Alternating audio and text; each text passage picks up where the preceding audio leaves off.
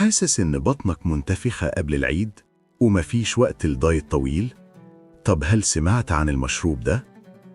كتير من الانتفاخ مش دهون، دي غازات واحتباس سوائل.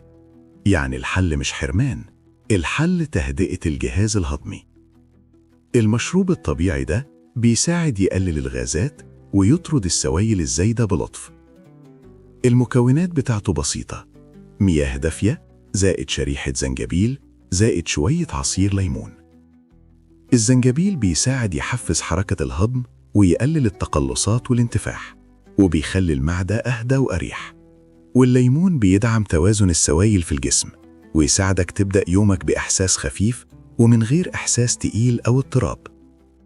لو مهتم تعرف وصفات طبيعية سريعة زي دي قبل العيد، اكتب لي جاهز للعيد في تعليق وسيب لايك عشان يوصل لناس أكتر. اشربوا مرة يومياً في الفجر قبل السحور لمدة 3 أيام. هتحس براحة في البطن وقلة في الانتفاخ خلال أيام بسيطة. بس مهم جداً نعرف إن ده مش حل سحري للدهون، هو بيقلل الانتفاخ مش بيحرق الدهون. لو عايز تبان أريح وأخف قبل العيد، ابدأ بخطوة بسيطة زي دي.